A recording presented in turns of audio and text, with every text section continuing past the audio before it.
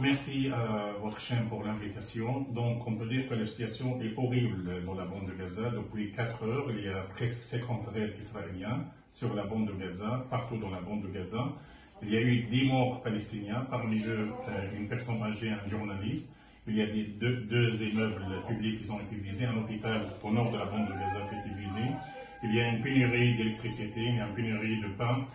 Pénurie de médicaments, situation terrible suite à ces raids israéliens qui vont se poursuivre dans les heures qui viennent suite à ces affrontements de ce matin. Mais la bande de Gaza, depuis 4 heures, il est presque 12h30 à Gaza, elle est en train de vivre et subir des bombardements israéliens partout dans la bande de Gaza suite à des frappes aériennes de l'armée de l'occupation et la marine israélienne contre les civils dans la bande de Gaza. On voit des images, on a des nouvelles, mais jusqu'à maintenant, on n'a pas de déclaration. On entend les porte-paroles de l'armée de l'occupation, on entend les porte-paroles de Hamas, mais moi, comme citoyen palestinien, comme prof de français dans l'université de Gaza, je vois donc l'horreur totale. Donc il n'y a personne dans la rue, la population crainte, il y a des chaînes devant les boulangeries, devant les supermarchés. Je pense que les Palestiniens de Gaza attendent le pire et espèrent qu'il y aura une solution et une intervention. Mais j'aimerais bien vous dire qu'il faut revenir à l'origine du conflit. Donc depuis 3 jours, il y a presque 1300 colons israéliens qui ont pénétré le lien saint de la mosquée Al-Aqsa, protégée par des milliers de soldats israéliens.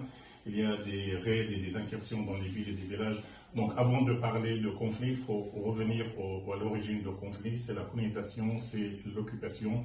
Je pense qu'ici, il y a un rôle très important de la communauté internationale pour arrêter la violence et surtout pour proposer de reprendre le processus de paix, parce qu'il n'y aura jamais une solution militaire. On voit qu'il y a des victimes de 2 côtés. La population de Gaza est fatiguée, horrifiée.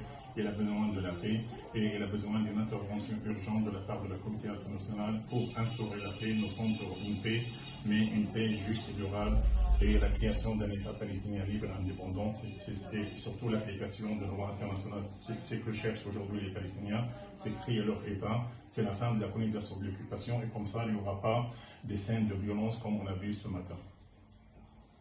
C'est effectivement tout ce conflit qui est évidemment en train de se réveiller. Merci beaucoup d'avoir été avec nous. On vous souhaite également un bon droit avec vous, Jean-Patrick Sauce. Merci beaucoup. Merci beaucoup, monsieur. Très bonne journée. Je vous en prie. Merci. Bonne journée. Au revoir. Merci. Au revoir. Merci beaucoup.